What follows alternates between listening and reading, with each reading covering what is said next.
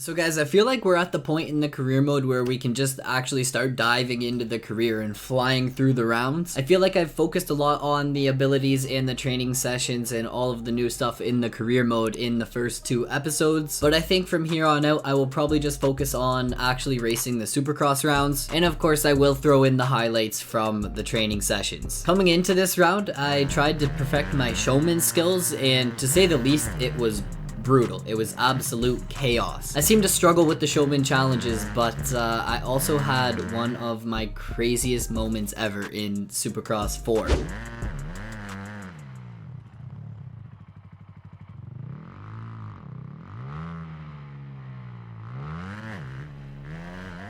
And considering that happened within the career mode, I think that's absolutely crazy. It's not like I was just messing around on the compound and that happened. That was like mid-training session and I literally rode a rock. The rock ride, wall ride, baby, that was sweet. Now it's time to head to St. Louis for week 2 of the career mode. 250 West, because the West is the best. We have 26 points to our name. We have that points lead over, I believe, our teammate Michael Mosman, who has 23 points. So we're loading into qualifying, guys. Let's get into round 2 of 250 West.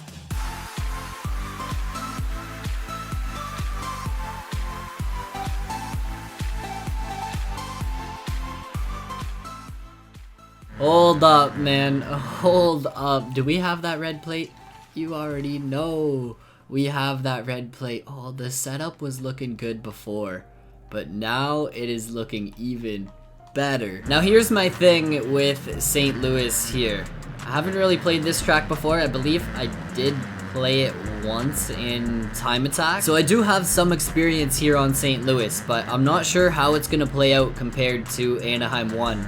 I know I did that 5-second comeback challenge at Anaheim 1, and it made the AI look really slow. Like, it looked like they stood no chance against me. But once again, here in this game, just like in previous Supercross games, I feel like each track is different. Goon moment number 1 of the video. Come on, the goon moments have to deserve a thumbs up, am I right? If you guys enjoy at any point in time, smash that thumbs up button for me. You guys already know the drill. Throw any comments down below. If you haven't already, click that subscribe button. Join the Goon Army. Check out the Discord if you guys do want to get involved in the Supercross streams when they do happen. Each track is different. Each track is a new battle, a new journey, and here in St. Louis, I really need to figure out these fast lines and figure out if I will have any sort of advantage over the AI. It looks like they're all getting these big old doubles across the start straight, which is a cool change up rather than the normal Supercross triples here on St. Louis. We get big old doubles, big old booter doubles, that's for sure. They are massive. Sweep through this corner, and I want to see bodies flying. Who was that? Someone just went flying off of that tunnel jump. Like, bike and body to the moon. Stretch this out and, oh, landing on that tough block and going down. It's hot lap time, baby. Let's go up and across that finish line. Coming to this outside line. Let's see if I can find that 250 flow. I need to kind of float towards the inside. That still wasn't really like the best line through that section. I think it probably is best to drift all the way to the outside here and get as much speed as you can for these whoops. Now, this section here, you don't need a ton of speed to triple onto the table, but timing the off into that triple can actually be tricky if you don't get it right. And then I feel like this section here on St. Louis is the make it or break it section, and just like that, I think I over jumped the triple in, and that's gonna cost me a decent amount of time here on this lap. Try and hug the inside as close as possible, stay low over that tunnel jump, and 104? 104.475,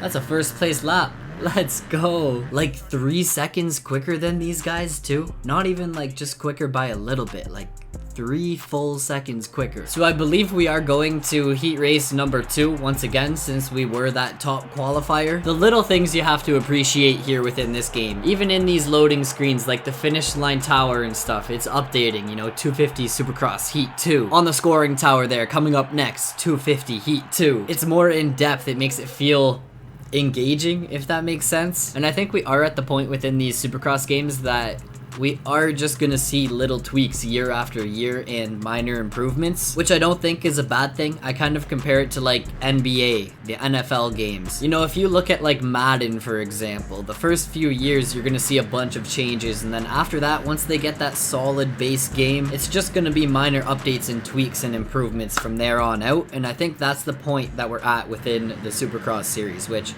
I think is a good thing. I've been enjoying Supercross 4. The physics are enjoyable, they're fun. The handling of the bike actually feels really good in my opinion. Definitely an improvement over Supercross 3. It's not even that different from Supercross 3, but it's different in a good way. So, like I said, minor improvements across the board. It is time for Heat 2 here at St. Louis. Second heat race for us in this championship. We gotta get a top 9 to get on into that main event. Chaos on the first lap. I swear, you just gotta focus on surviving the first lap near the front of the field and you are golden. But if you end up getting caught up in that first lap chaos, you are going to be struggling. McAdoo going down, which McAdoo actually pulled off a win in real life Supercross at Daytona, not here in the video game. So props to him. Finally getting that first win. Finally. I mean, he's still pretty new. It's pretty early in his career to be out there winning in the 250 class. The 2021 Supercross season it's been pretty interesting. I think one thing we've been seeing a lot of this year is kind of like rookies doing really good, and like guys we haven't really seen near the front before running up near the front, which is awesome. You know, AP at Daytona, that was an unreal ride from Plessinger. Kind of a yo, Hayes is gone. Hayes is actually, he left the building. But the Supercross season so far, it's been pretty good. I mean, we have drama between Ken Roxon and Cooper Webb right now. Kind of seems like Webb is definitely getting into Roxon's head, and I'm all for it. I'm all for the drama. I mean, I am a Roxon fan. I'd love to see Roxon win the championship, but at this point, I feel like he's letting it slip away, and he can't let Webb get into his head. At Daytona, they interview Roxon, and the whole entire time he just talks about, you know, Webb and the games they're playing. It's like, uh-oh. I think Webb's playing mind games, and Webb is winning the mind games at that. It's cool to see Amart out there. Both of the Martin brothers at the first round. They show up for the first round of West and they both dummy themselves, both of the Martin brothers. So they're two really talented riders. I just feel like, you know, the luck is not on their side. Into the lead and on to the last lap here in our heat race. We are definitely checking out with this one. Like, I am gone. That gives me high hopes for this heat race. Maybe the 250 class is just really easy compared to the 450 class. I have done a few like single events against the 450s and the AI seem to be pretty competitive, but the 250 class, like honestly the career mode has really been my only experience with the 250 class, and yeah, first impressions is 250 seems pretty easy, which I think is good. I think for a newcomer to the game to get thrown into the career and have 250 shredders to go up against right away, it would not be ideal if they were like absolute gods out here. One last time up and over this tower. Tunnel jump. You guys know what I mean. Finish line, let's go. First place. I want to say I hit an even faster lap, 105.089. AI also hit faster laps. Martin coming across with a 106 and McAdoo with a 106 as well. Still a lot quicker than the AI. I wonder why it says 999 points. I'm definitely not earning 999 points out here. We'd be ending the championship with like 20,000 points. Something's not right. So that fireworks is going, opening ceremonies are underway, and it is time for that gate drop here in St. Louis. These cutscenes are awesome. It's the little things you got to appreciate within the game. We have some more fonts to use on the back of our jersey, new number styles and stuff like that. the little things that go such a long ways. I'm still waiting for the days when we can actually watch Heat Race 1 and the LCQ. I'm not sure if that is something that interests people. I'm not even sure if that really interests me. I just think it would be cool if we could do that. Like a spectator mode for Heat Race 1 and the LCQ if you're not actually racing them. But it's gate drop time, main event time. If you guys are wondering, I never touch the bike setup. It's probably something I should do here in Supercross 4, but I haven't touched it yet, and it's been going pretty good. So let's go. Gate drop time. I'm gonna give these guys a 10-second head start. We did 5 seconds at the first round. We'll do 10 seconds here at the second round, and maybe at the third round we will bump it up to 15 seconds. I feel like there will be kind of a limit. If we keep going too far and bump that head start challenge up to say like 25 seconds, it might just become borderline impossible. I think even the 10-second head start challenge could go wrong pretty quick if I keep riding like that. It looks like Austin Forkner is out front, and it is go time here in St. Louis. Time to click through these laps. No mistakes, no goon moments. And see if I can fly through the field. Flying through the field in St. Louis, or at least that is the goal. 5th gear in the whoops. Gain a ton of speed and a ton of time on these guys. Try and bust out this line. I did clip. I'm not sure who I clipped, but Mosman. Thought I was going to end up landing on Mosman. He is second in the points right now. It looks like he is buried in the field with me, and he is my teammate, and I just pushed him straight to the outside of that corner. Not really on purpose, but hey, it happened, and oh man, the tough block gods were on my side there. I'm not sure where the tough blocks were at that part of the track, but if they weren't gone, I definitely would have crashed. And I guess that mistake there. Oldenburg just saying see you later. Okay, I need to slow things down. Almost looped my Larry coming off that finish line jump. I gotta keep it on the track. The first lap chaos is out of the way. In the battle with Luke Clout and Amart. 12th place, I believe, right now. Definitely would have been in that top 10 if the last lap didn't go as crazy as it did. It went south, and it definitely went south quick, so I'm just happy I didn't end up going down. Mitchell Falk coming back on the track on the landing there. Just cutting right onto the track. I almost crushed him. Oh, I almost crushed him. The AI definitely do not have rider awareness. Like, they have no idea what's going on around them. I have noticed some funky things with the AI as well. They get like speed boosts in certain sections. I guess it's just the way they're programmed that actually makes them fair, which I'm okay with that. If we're gonna have fast AI, they're probably gonna do some funky things. They're not gonna ride in realistic ways. Imagine the AI were out here programmed to ride like the Supercross pros do, like, you know, Axis and all them. Well, even I do it, you know, wheeling everything. Then I think we would definitely think that the AI are riding funky if they're leaning back, holding it wide open off of every jump. There have been some times too where like I've went off track with an AI and we've been in the exact same spot and I get reset and they can just keep on cruising. I think it is kind of like a balance issue because a lot of people would abuse being able to go off the track and kind of re-enter at your own spot if that was a thing that we could do. The reset points kind of make it so that if you go off track, you can't really cheat in any way. Like, you are not gaining time if you go off track. Now, the AI, they kind of send it off track, and if they send it off track, they send it right back on, which once again, I think is a balancing issue. If the AI were getting reset left, right, and center, and every time they jumped off track, they would not be competitive at all. So Milestone has to do what they have to do to keep the AI in the mix and somewhat competitive. Looks like we're gonna have, what, 2 laps? Oh, that is a costly mistake right there.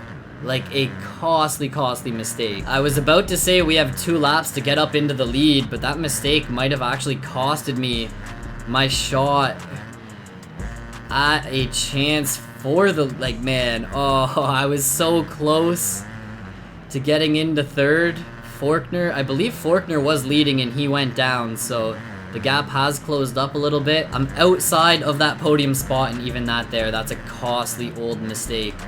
Just keep it on 2 wheels, and if I finish this race out in 4th, then consistency is key. But this one's not over until it's over. 5th gear through the whoops. See if I can get a good drive up on to this table and not choke in this section this lap. I almost did. I almost ruined the flow through that corner once again. Looked like Cooper went down. So if I can focus on trying to get past him and get myself onto that podium, that will be key and crucial. Dive to this inside here. Triple to here. A last corner pass on the man Forkner. Is it gonna go down? Oh, I need to go for it. I actually need to go for it. So close yet so far. Do I send this? I don't know what the move is. The photo finish. 3rd place. Not too shabby for a 10-second head start. Eliminate the couple mistakes that I made. I didn't even crash. It was just literally ruining rhythm sections. Casing jumps is crucial. If you mess up lines, it costs you time and you won't be beating the AI out there. So I think I would have got that one done if the goon moments just didn't go down. 3rd place on the day. I don't think I can complain about that considering how brutal that race went. A lot of goon moments. I didn't even crash, just like ruining rhythms, and I was out of that St. Louis flow. So the 26 points from the first round and then 21 points there for that 3rd place gives me 47 points, holding on to that red plate. The man Jet Lawrence taking the win. Looks like he might be a threat in this championship. Had a bad first round, but I only have a 6-point lead over Forkner, and then it's only 10 points back to Jacob Hayes, so the championship is still pretty tight after 2 rounds. Webb's leading the 450 class. It looks like Tomac's in P2. That championship's pretty close. How cool would it be if we could hop in and watch the 450 races? We could watch the 450 AI battle it out for a championship while we're competing in the 250 West class. That would be pretty cool, but guys, that is it for this episode of the championship. Career mode round 2 done and dusted. I'm actually gonna upgrade my cornering, and that's it. That's all. Remember guys, oppose nothing, conquer everything, take on everything that life throws at you, and crush those goals. The Ones Company. The website link is down below. You guys can use code GOONARMY at checkout for 30% off. The Goon Army merch is over on the website as well if you guys do want to support me on that journey. Career mode. It's been a blast. Peace out.